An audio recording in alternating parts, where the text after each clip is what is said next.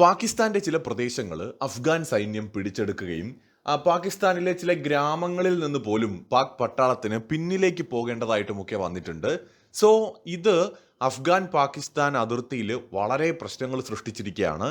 Already അഫ്ഗാനിസ്ഥാനും പാകിസ്ഥാനും തമ്മിലുള്ള ബന്ധത്തിൽ വലിയ വിള്ളലുകൾ വീണിട്ടുണ്ട്. ഇപ്പോൾ ഏറ്റവും ലേറ്റസ്റ്റ് ആയിട്ട് നമുക്ക് അറിയാൻ കഴിയുന്ന ഒരു വാർത്ത, പാകിസ്ഥാൻ സൈന്യം അഫ്ഗാനിസ്ഥാനിൽ അധിനിവേശം നടത്താൻ ശ്രമം ആരംഭിക്കുന്നു എന്നതുമായി ബന്ധപ്പെട്ടാണ്.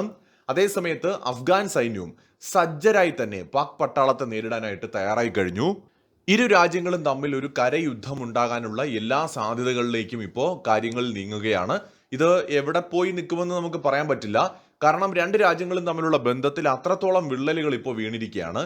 അഫ്ഗാനിസ്ഥാൻ പാകിസ്ഥാൻ ഒരു യുദ്ധം ഉണ്ടാവുകയാണെങ്കിൽ അത് തീർച്ചയായിട്ടും അതിൻ്റെ വലിയ തിരിച്ചടി ചിലപ്പോൾ പാകിസ്ഥാനെ തന്നെയായിരിക്കും സഹിക്കേണ്ടി വരിക. കാരണം അഫ്ഗാനിസ്ഥാൻ പാകിസ്ഥാനുമായി താരതമ്യപ്പെടുത്തുമ്പോൾ അത്ര വലിയൊരു ശക്തമായ രാജ്യമൊന്നുമല്ല. പക്ഷേ അവരുടെ ചരിത്രം എന്ന് പറയുമ്പോൾ നമുക്കറിയാം, ഒരു സൈന്യത്തിനും അല്ലെങ്കിൽ ഒരു വിദേശ ശക്തിക്കും പരാജയപ്പെടുത്താൻ കഴിയാത്തൊരു ചരിത്രമാണ് അഫ്ഗാനിസ്ഥാന് പറയാനുള്ളത്.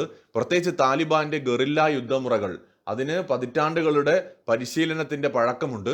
അതോടൊപ്പം തന്നെ അഫ്ഗാന്റെ ഒരു വലിയ ചരിത്രം എടുത്താലും അവിടെ അഫ്ഗാൻ പിടിച്ചെടുക്കാൻ പോയ എല്ലാവരും പരാജയപ്പെട്ടൊരു ചരിത്രമാണുള്ളത്. ഏറ്റവും ഒടുവിൽ യുണൈറ്റഡ് സ്റ്റേറ്റ്സ് ഓഫ് അമേരിക്ക.